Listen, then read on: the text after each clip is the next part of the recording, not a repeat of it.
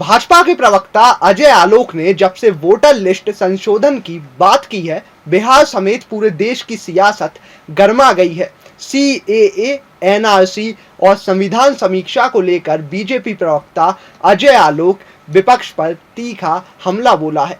बांग्लादेशी समर्थकों को लेकर दिए बयान से सीधा उन्होंने ममता बनर्जी, तेजस्वी यादव, अखिलेश यादव और राहुल गांधी समेत सभी विपक्षियों पर तीखा हमला बोला। इसके बाद से विरोधियों में सुगबुगाहट है कि पीछे के दरवाजे से एनआरसी लाने की तैयारी चल रही है। अब इधर चुनाव आयोग की वोटर लिस्ट के रिवीजन को लेकर सियासत तेज हो गई है। इस पूरी प्रक्रिया को लेकर विपक्ष आरोप लगा रहा है। अब इसी सिलसिले में शनिवार को टीएमसी के सांसद डेरेक ओब्रायन ने कहा है कि ये पिछले दरवाजे से एनआरसी लाने का एक खतरनाक कदम है। इस कैंपेन की टाइमिंग पर सवाल उठाते हुए उन्होंने कहा कि इंडिया गठबंधन संसद के अंदर और बाहर दोनों जगह पर इस मुद्दे को उठाएगा। अगर आपको याद हो, चुनाव आयोग ने पिछले सोमवार को बिहार में रिव्यू करने के ऑर्डर जारी किए थे, जिससे अयोग्य नामों को हटाया जा सके और सभी पात्र नागरिकों को मतदाता सूची में शामिल किया जा सके। अब इसको लेकर ही टीएमसी सांसद ने कहा है कि ये कवायद अचानक अभी क्यों की जा रही है। उन्होंने दावा करते हुए आगे कहा, हमारे पास इस बात के सबूत हैं कि ऐसा अब क्यों किया जा रहा है।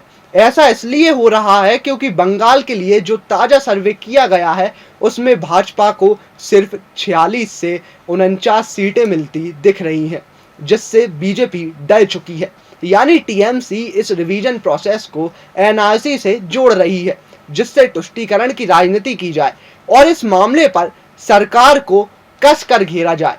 हालांकि टीएमसी पहली ऐसी विपक्षी पार्टी नहीं है जो ऐसा कर रही है, बल्कि इससे पहले एआईएमआईएम के चीफ और अपने आप को मुसलमानों का रहनुमा बताने वाले हैदराबाद के सांसद असदुद्दीन ओवैसी ने इसको लेकर कई सवाल उठाए हैं। उन्होंने शुक्रवार को एक्स पर पोस्ट करते हुए लिखा कि निर्वाचन आयोग बिहार में गुप्त तरीके से एनआरसी लागू कर रहा है। वोटर लिस्ट में नाम दर्ज करवाने के लिए अब हर नागरिक को दस्तावेजों के जरिए साबित करना होगा कि वो कब और कहां पैदा हुए थे, और साथ ही ये भी कि उनके माता पिता कब और कहां पैदा हुए थे। विश्वसनीय अनुमान के अनुसार भी केवल 3/4 जन्म ही रजिस्टर्ड होते हैं। ज्यादातर सरकारी कागजों में भारी गलतियां होती हैं। इधर अजय आलोक ने पश्चिम बंगाल की मुख्यमंत्री ममता बनर्जी पर भी निशाना साधा। उन्होंने कहा कि नागरिकता संशोधन अधिनियम यानी सीएए और राष्ट्रीय नागरिक रजिस्टर यानी एनआरसी संसद से पास हो चुके हैं और इन्हें लागू करना अनिवार्य है। भाजपा प्रवक्ता ने ममता पर तंज कसते हुए कहा कि उन्हें दिक्कत इसलिए है क्योंकि उनके बांग्लादेशी समर्थक बाहर चले जाएंगे। ये बयान सीएए और एनआरसी के मुद्दे पर विपक्ष के रुख को लेकर तीखी बहस को जन्म दे सकता है। अब ओवैसी को भी डर है क्योंकि कर्नाटक चुनाव के दौरान उनके संसदीय क्षेत्र में लाखों की संख्या में फर्जी वोटर लिस्ट से हटाए गए थे। ओवैसी ने कहा कि बाढ़ प्रभावित सीमांचल क्षेत्र के लोग सबसे गरीब हैं, वो मुश्किल से दिन में 2 बार खाना खा पाते हैं। ऐसे में उनसे ये अपेक्षा करना कि उनके पास अपने माता पिता के दस्तावेज होंगे, ये एक क्रूर मजाक है।